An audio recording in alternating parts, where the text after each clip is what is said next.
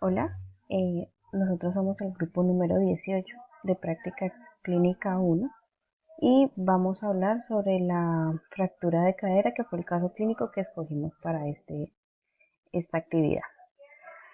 Los que presentamos esta actividad son Jesús Eduardo Rivera, María Ximena Valencia, Luis Alberto López y quien les habla, María Alejandra Bernaza.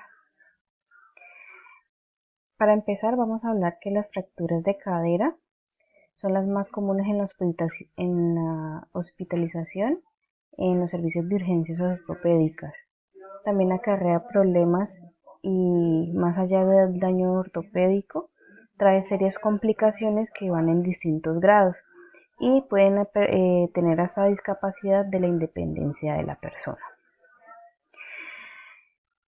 En el caso clínico es un paciente de 87 años, hombre, llamado PPP, quien ingresa a urgencias tras acudir desde su domicilio por sufrir una caída al levantarse del sofá para ir a la cocina. Necesitó ayuda y traslado de la ambulancia a la clínica, ingresando a la clínica el día 30 de enero del 2021. El motivo por el cual consulta: no presenta ninguna alergia. En la actualidad solamente toma medicamento para el Alzheimer. Antecedentes familiares no reporta. Hábitos tóxicos: fue exfumador hace 37 años.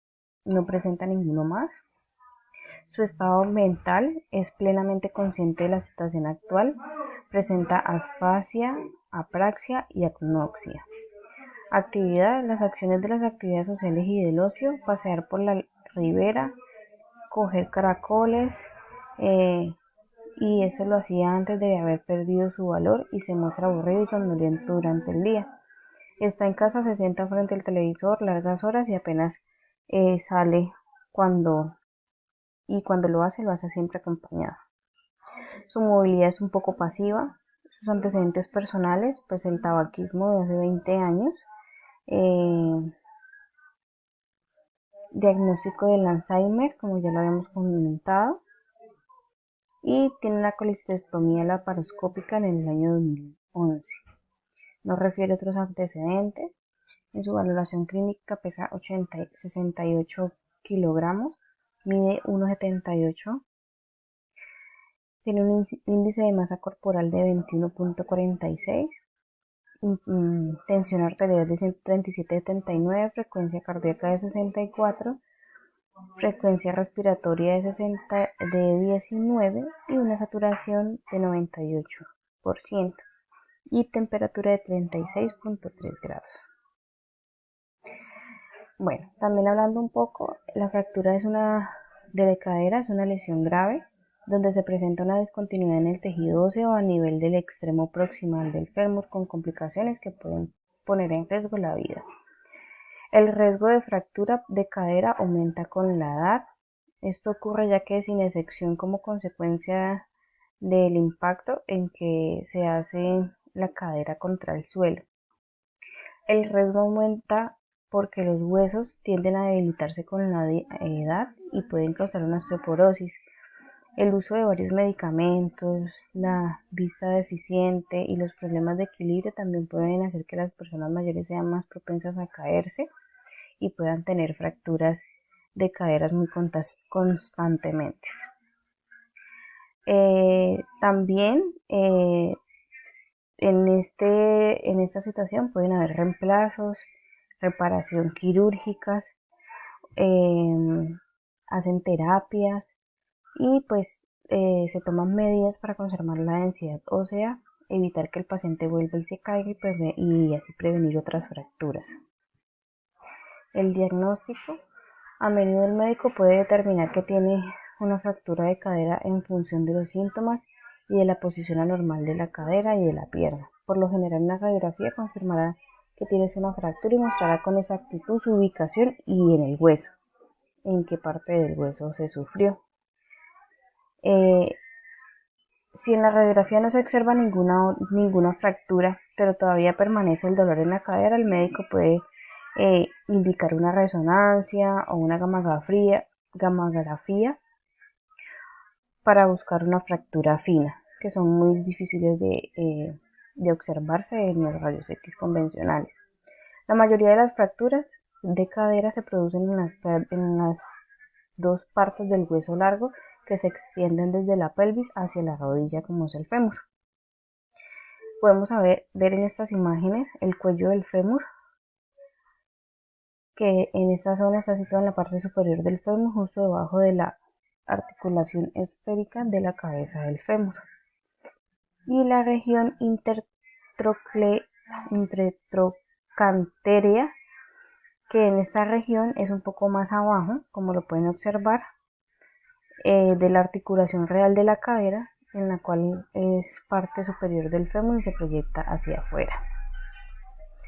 En la presentación clínica, al examen físico se observó al paciente que su extremidad se muestra un poco más acortada y en una rotación externa. Presenta también dolor localizado sobre la cadera, presenta hematomas y edemas y tiene un rango de movilidad muy limitado. Muchas gracias. Cordial saludo, mi nombre es Jesús Rivera y continúo con la explicación del caso de estudio. Voy a hablar más exactamente de la anatomía de articulación coxofemoral y del protocolo de estudio radiológico. Entonces, en este caso, esta articulación es del género diartrosis y del tipo enartrosis. Como vemos en esta gráfica, su movimiento es similar a este dibujito. En los accidentes óseos de la parte proximal del hueso fémur, encontramos la cabeza del fémur, el trocante mayor, el trocante menor, el cuello anatómico y el cuello quirúrgico. El hueso coxal podemos dividirlo en esas tres fracciones, en el ilion, el isquion y la pubis, o parte del pubis. Aquí en esta gráfica vemos la porción de esta articulación que no es articular y la porción que sí es articular, que es esta carilla blanca que se ve acá. La unión de estos dos huesos, del hueso coxal y el hueso fémur, es a través del ligamento capsular y el ligamento de refuerzo. Aquí vemos unas gráficas sobre esta articulación. Entonces, este ligamento de esfuerzo tiene una parte que es el ilio femoral, el ilio pretrocantéreo y el ilio pretrocantíneo. También vemos el ligamento pubofemoral y el ligamento isquionfemoral. Aquí vemos tres movimientos que realiza esta articulación. Este movimiento de 10 grados tipo extensión, este de 120 grados tipo flexión y este de 90 grados, podríamos decir como un tipo rotación, puede ser externa o interna. Entonces, ¿cómo preparamos al paciente para el estudio radiológico? Bueno, primero no se requiere ningún examen clínico ni ninguna preparación previa. Se le pide al paciente que se retire su ropa si podemos hacerlo. En caso de que esté politraumatizado es mejor no quitársela a menos que tenga algún elemento metálico. En este caso, la proyección radiográfica que vamos a hacer es una AP de cadera y una lateral de cadera. En pacientes con persistencia de dolor, limitación funcional y pruebas radiográficas negativas, se deberá realizar una tomografía o resonancia magnética de la cadera afectada para complemento del diagnóstico. Pero como esta exposición es de práctica radiológica, de radiología convencional, no hablaremos de eso. Entonces, en la proyección AP, utilizamos el kilovoltaje entre 65 y 80 kilovoltios, depende pues de la masa muscular del paciente. En los miliamperios segundo utilizamos 30, un foco grueso, utilizamos un Buki. La distancia aproximadamente es de 1,5 centímetros a 1,15 centímetros. Tenemos que visualizar en la radiografía las articulaciones de ambas caderas, la parte proximal del fémur, el coxis, parte del sacro, el trocante mayor y el trocante menor de la parte proximal del fémur. Utilizamos una placa de 24 por 30 cuando se hace una sola cadera y cuando se utiliza o cuando queremos ver las caderas comparativas utilizamos una placa o un chasis de 35 por 43 en posición transversal. En este caso ubicamos al paciente en decúbito supino, como se ve en la imagen, con ambas piernas extendidas y las manos colocadas sobre el pecho. en el plano sagital medio del paciente debe coincidir con la línea media de la mesa.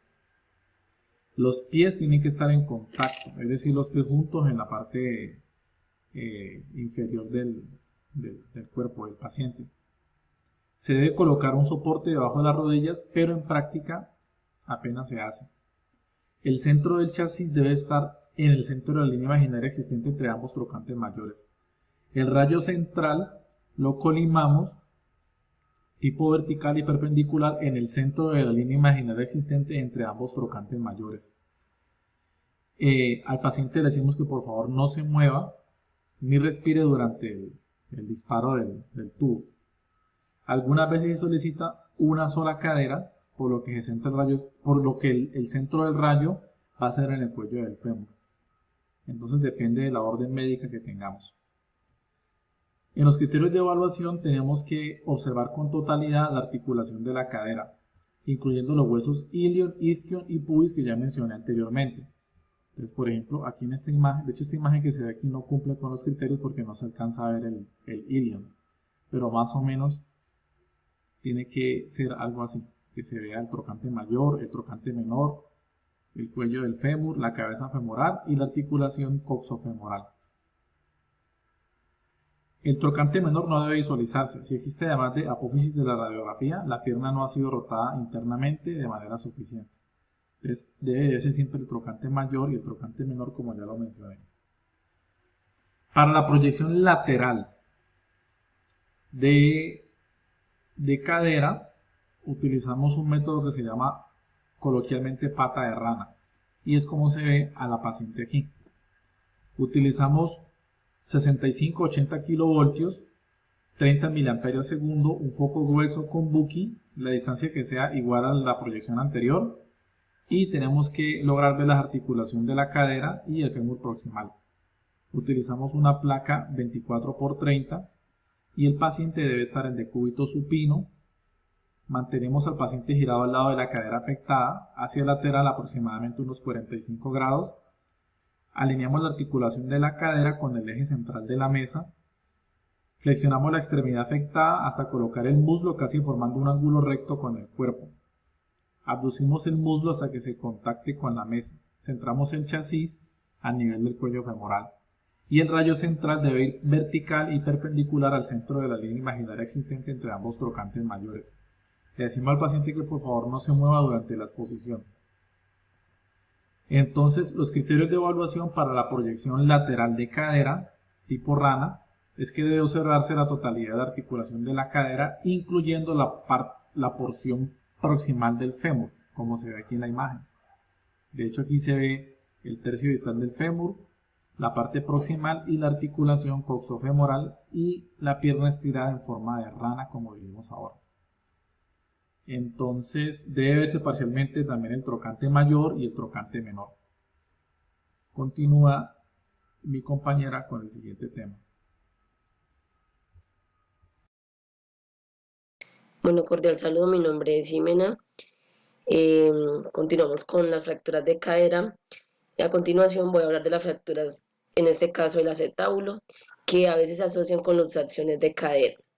La fractura de acetábulo se clasifica la fractura de ceja cotiloidea, que encontramos que no hay fractura del hueso coxal. Y en la segunda, sí hay interrupción del hueso coxal en la parte posterior. Estas fracturas se dan más que todo en los ancianos. El tratamiento ortopédico para fracturas como que son poco desplazadas. Las quirúrgicas, fracturas muy desplazadas o que afecten a las zonas de carga o de apoyo. Y las fracturas inestables. Para identificar bien las fracturas del acetábulo es importante realizar un rayos X de cadera y, si en caso muy especial, la tomografía para descartar la fractura del acetábulo. La fractura del cuello del fémur. Vamos a realizar la radiografía en AP y con rotación interna. La clasificación de las fracturas. En este caso vamos a hablar de la clasificación de Gardner. La primera, vamos a encontrar una fractura incompleta o impactada en valgo. La segunda es una fractura completa no desplazada. La tercera, una fractura completa con desplazamiento parcial. Y la cuarta, una fractura de desplazamiento total, como la vemos al lado derecho, la fractura del cuello del fémur. En la parte clínica, el paciente no podrá ponerse de pie, salvo impactación de fragmentos. El paciente de estar tumbado en el miembro inferior presentará un acortamiento, aproximación y rotación externa de 45 grados y va a tener la imposibilidad para elevar el talón de la cama. Las complicaciones locales puede presentar necrosis avascular, que son una de las más frecuentes, como se observa en la radiografía. Puede presentar pseudoartrosis y escasa remodelación ósea. Las complicaciones generales, neumonía hipostática, escaras de decúbito, amiotrofia, pues ya que el paciente no va a presentar movilidades, muchos por el cambio de posición o por la imposibilidad de moverse, va a presentar escaras. Rigidez de cadera en semiflexión con importante limitación de la extensión. El tratamiento va a ser quirúrgico, donde le van a colocar unos tornillos canulados, pues eso más que todo se presenta en los jóvenes, pero las prótesis de cadera se le va a colocar a los ancianos y con las fracturas que sean muy graves. El tratamiento ortopédico, que es excepcional, son fracturas enclavadas en valgo, que van en la clasificación de Garden 1. Las fracturas trocanterias o extracapsulares se presentan dos, la que es fractura pertrocanterias y la fractura subcontraterias.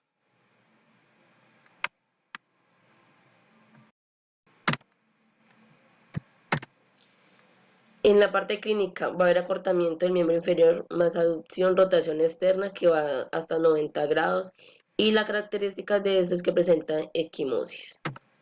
Las complicaciones de estas fracturas son pseudoartrosis, consolidación en mala posición y riesgo de lesión paquete vasculonervioso cuando el fragmento distal se desplaza medianamente. El tratamiento es quirúrgico, donde le colocan una osteosíntesis que son con tornillos deslizantes y en caso ortopédico pues son muy excepcionales. La tutora. A continuación me voy a referir en las siguientes diapositivas a lo que concierne a las fracturas de cadera, su tratamiento y los exámenes prequirúrgicos que vamos a necesitar para reacelerar.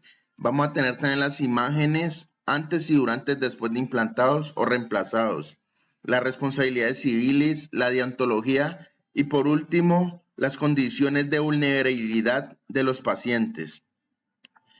Dentro del tratamiento encontramos un sinnúmero de posibles cirugías, ya que esto está en las manos y en la decisión del cirujano ortopedista, que él tendrá varios parámetros para solicitar la cirugía, como lo son el lugar y la gravedad de la lesión. También va a tener en cuenta si la fractura está alineada o desplazada. También va a depender mucho la edad del paciente y las afecciones preexistentes del paciente.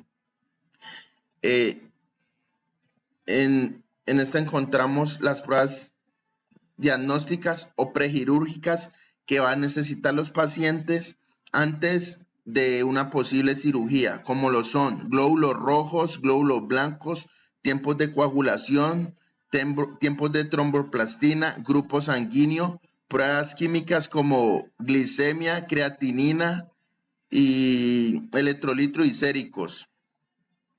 En estas imágenes podemos ver parte del reemplazo de la cadera en el momento de la cirugía, donde podemos observar los componentes artificiales más conocidos como prótesis, las cuales están conformadas por dos piezas, componente acetubular y el pie de metal llamado componente femoral.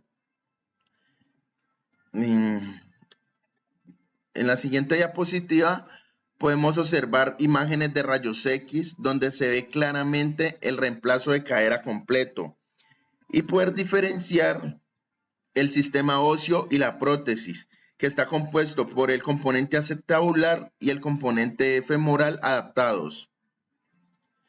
En esta siguiente diapositiva, igualmente estudio de rayos X, podemos ver el reemplazo donde se ve claramente la incrustación del componente acetabular y el componente femoral. En la siguiente diapositiva podemos observar lo que son responsabilidades civiles, que comprenden las cosas que no se deben hacer, como son emplear procedimientos y técnicas de formas inapropiadas, ejercitar la prudencia y la discreción y en el juicio, en la práctica de la profesión, ajustarse a los hechos de los diagnósticos, la interpretación fuera del alcance de la profesión, es responsable de la protección del paciente, asimismo a los demás profesionales y al público en general, de la exposición a la radiación ionizante. También para nosotros una radiación innecesaria. Respetar también las confidencialidades en la práctica profesional y utilizar los equipos y accesorios para evitar la radiación ionizante y en el paciente causarle una radiación innecesaria. Dentro de la deontología encontramos los cuidados profesionales y los elementos que se deben tener en cuenta para el ejercicio de la tecnólogos en radiología. Es muy importante para nosotros como tecnólogos en radiología siempre cuidar nuestra integridad y la de los pacientes, tener en cuenta que trabajamos con radiación ionizante y debemos contar siempre con las medidas de bioseguridad como lo son hacer un buen colimado para no irradiar, solo para irradiar la parte de interés, usar los filtros apropiados, usar las protecciones genitales en caso de ser necesarios, utilizar siempre los elementos de bioseguridad o protección como lo son el chaleco plomado, gafas plomadas, estar en nuestra sala de disparo, en nuestra cabina de disparo, un cuello plomado para la glándula tiroides, entre muchos otros. Y por último, las condiciones de vulnerabilidad del paciente, donde encontramos que siempre debemos velar por la protección del paciente, velar por sus derechos, no los podemos discriminar bajo ningún parámetro y no demostrar perjuicio por sexo, credo o religión. Siempre velar por la integridad física, moral del paciente. Esto fue todo. Muchas gracias.